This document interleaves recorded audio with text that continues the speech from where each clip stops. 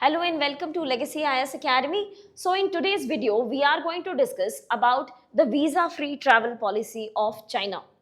China के tourist policy में आपको अभी रिसेंटली कुछ चेंजेस आए हैं in which China has stated that for a period of 240 hours any foreign tourist can come to China, visit different places and exit from China without a visa. If you belong to these set of countries, 54 nations, if you belong to these 54 nations and you fulfill certain criteria, so designated entry and exit points पर you can enter into China, visit different places and head back to your country or to any other destination nation. ठीक है? So what are these conditions?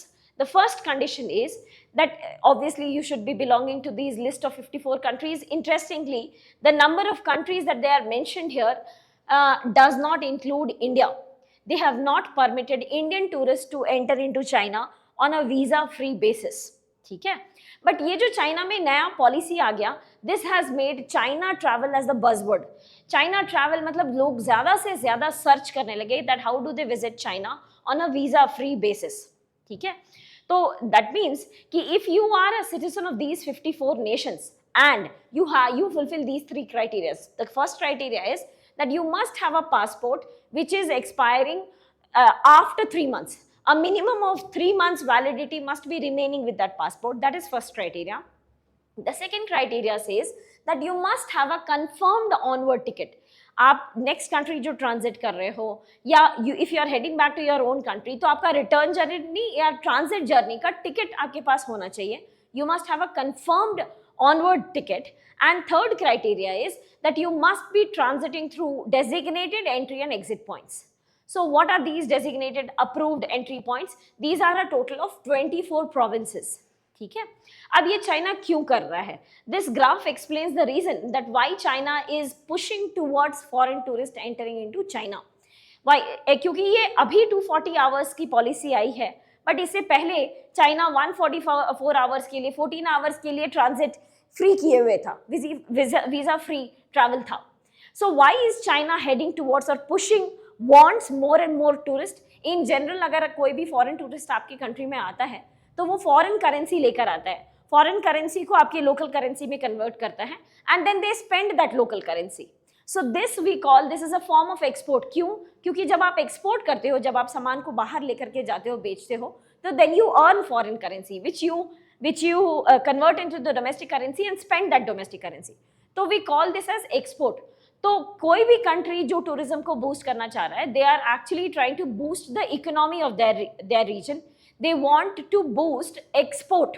ठीक है, सो ये तो किसी भी country के लिए ट्रू हो जाता है, बट व्हाई चाइना स्पेसिफिकली? क्योंकि इफ यू सी कि चाइना में tourists that they were coming in 2019 and 2021-22, तो obviously it was because of COVID, तो entire tourism industry ही affect हुई. But 23-24 में they have not been able to compete back or head back towards the 2019 level.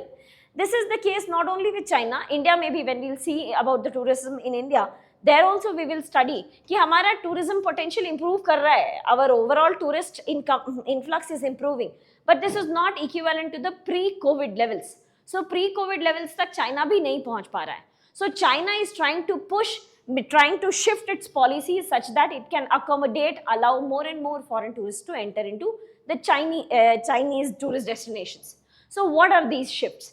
The first major shift is कि पहले ऐसा था कि ये जैसे 24 provinces अभी बोले गए हैं, 24 provinces मिला करके 60 entry and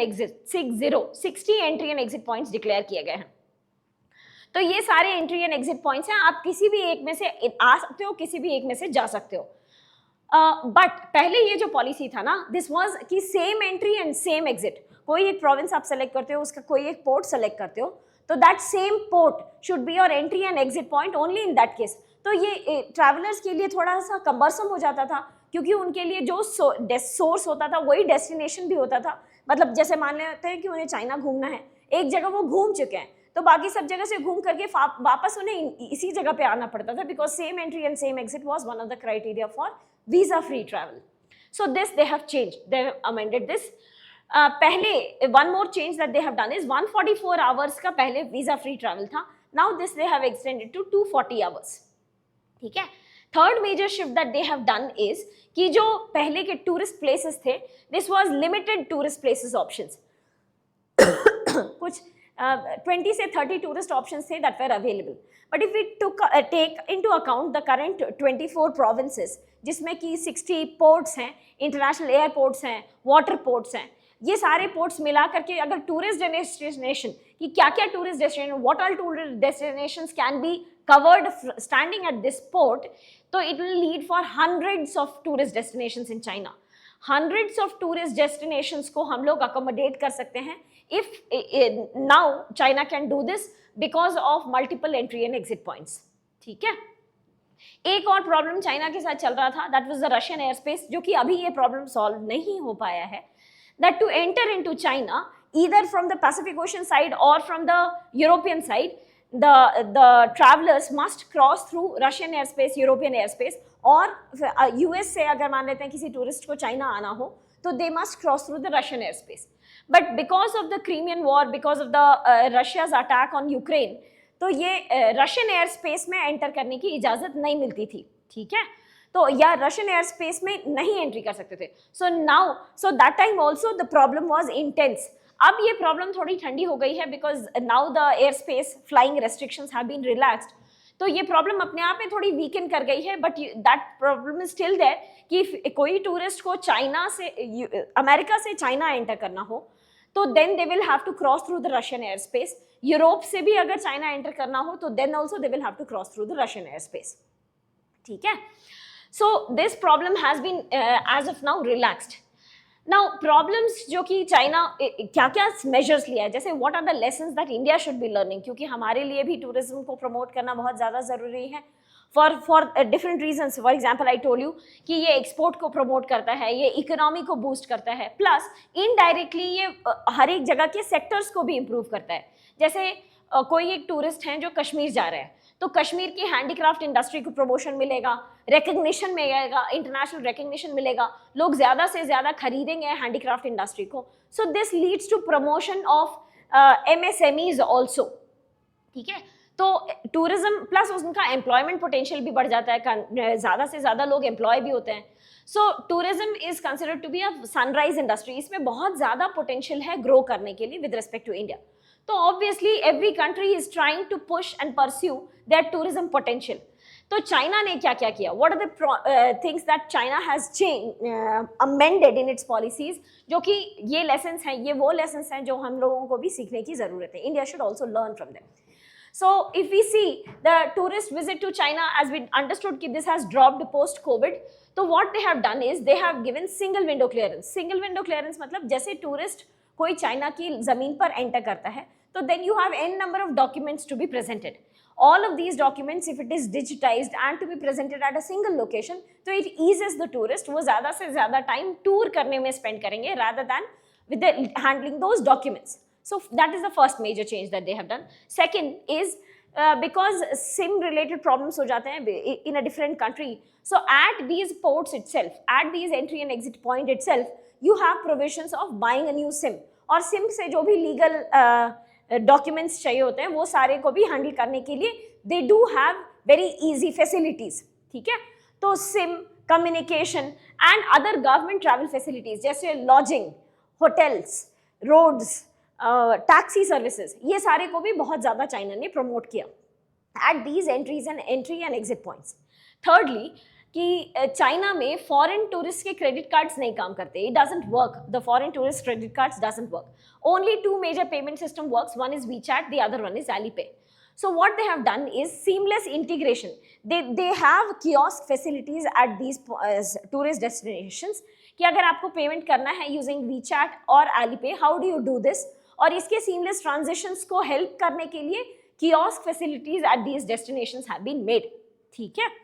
Fourthly, language used to be a very big problem क्योंकि large number of tourists were English speaking और Chinese language उन्हें समझ नहीं आती थी. So what they have done is audio interpreter. They have set up audio interpreter at these tourist destinations, so the tourists can speak in English and get to know what is it called in Chinese or can be spoken. वो उसे record message की तरह record कर सकते हैं and can tell the Chinese people कि ये मैं कहना चाह रही हूँ. ठीक है. So language interpretation के लिए they have set up kiosks at different tourist destination and that has helped more and more influx of tourists. ठीक है, अब आते हैं कि हमारी टूरिज्म इंडस्ट्री का क्या पोटेंशियल है और हम लोगों ने क्या क्या स्टेप्स लिए हैं. What are the steps that have been taken by India. हमारी जो टूरिज्म इंडस्ट्री है, हमारे साथ भी सेम चीज हुआ है. 2020-21 में देखोगे आप तो there has been a steep decline because of Covid. There has been a decline in tourism potential. But 2023 में ये सर्ज हुआ है. 24 में भी it has increased but it has definitely not reached up to 2019. that is pre-covid level तक हम लोग अपने टूरिज्म पोटेंशियल को नहीं बढ़ा पाए हैं. ठीक है, टूरिज्म का अगर जीडीपी कंट्रीब्यूशन देखा जाए तो दैट इज अप्रोक्सीमेटली 7%. उनका एम्प्लॉयमेंट कंट्रीब्यूशन भी 7% है. So that means they have huge potential for growth, they have huge potential for employment development. ठीक है, इंडिया का जो रैंकिंग है in world tourism and travel index, this is 39th. तो इसका मतलब we need to take steps, क्योंकि ये एक टाइम पे 34 भी रहा है. So we need to take steps. हम लोग हमारा पोजीशन डिक्लाइन किया है because of safety concerns, because of hygiene concerns. So we need to take steps. तो अगर मल्टीपल स्टेप्स की बात की जाए तो हम लोगों ने स्वच्छ भारत अभियान जैसे भी स्टेप्स लिए हैं. स्वच्छ भारत अभियान जो कि सैनिटेशन, क्लीन सैनिटेशन फैसिलिटीज करेंगे, प्लस पुलिस का लॉ एंड ऑर्डर का भी डिप्लॉयमेंट बढ़ा है so that we will be able to ensure the safety of tourist in our country. ठीक है, इसके अलावा अगर देखा जाए कि पॉपुलर टूरिस्ट स्टेट्स डेस्टिनेशंस क्या क्या रहते हैं, so this is UP followed by Tamil Nadu, Andhra Pradesh, Karnataka, Gujarat. And if we talk about the steps that has been taken by Ministry of Tourism to promote tourists in India, we call this as Swadesh Darshan scheme.